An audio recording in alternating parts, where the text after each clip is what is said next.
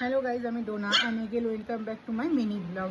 অনেকদিন যাবৎ কিছু কারণের জন্য কন্টিনিউ মিনি ব্লগ আসছিল না, এবার থেকে কন্টিনিউ মিনি ব্লগ আসবে। তো আজকে আমি কি করেছি, আজকে আমি গকুকে স্নান করানো হয়ে গেছে, এবার স্নানের পালা সব থেকে ছোটো বাচ্চা মানে চিকুর।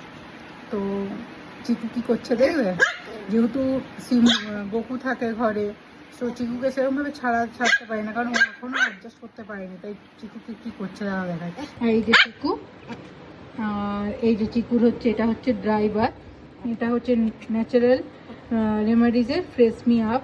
তো এটা দিয়ে এখন চিকু ড্রাই বাথ হবে। আর এই যে চিকু বেরোনোর জন্য অস্থির, আমাকেই ভুগছে ঘুরে ঘুরে। এই যে চিকুটা, আর এই যে ড্রাই বাথ হয়ে গেছে। ওই চিকুটা বলে দেয় আচ্ছা আচ্ছা, এরপর 40 মিনিট পর গাটা মুছাতে হবে। এখন একটু ওকে রেখে দেবো। যা বদমাসি করছে, হ্যাঁ বাবলি এটার অবস্থা। আরে বাবরে বাবরে বাপরে বাপরে বাপরে মহা বদমাস। এটা হচ্ছে আমার ব্রেকফাস্ট। আজকে ব্রেকফাস্টটা ভেরি ভেরি স্পেশাল, কারণ ইডলি আর বড়া তাই জন্য নয়, এই ব্রেকফাস্টটা আমাকে আমার দাদা এনে দিয়েছে, তাই জন্য স্পেশাল। দুটার এখন লাঞ্চ হচ্ছে, লাঞ্চে ওখানে হচ্ছে স্যামোলে। তো এই যে আমার লাঞ্চ মানে কমপ্লিট হয়ে গেছে। হয়ে গেছে বাবা, আমি একটা উঁচু করতে হবে,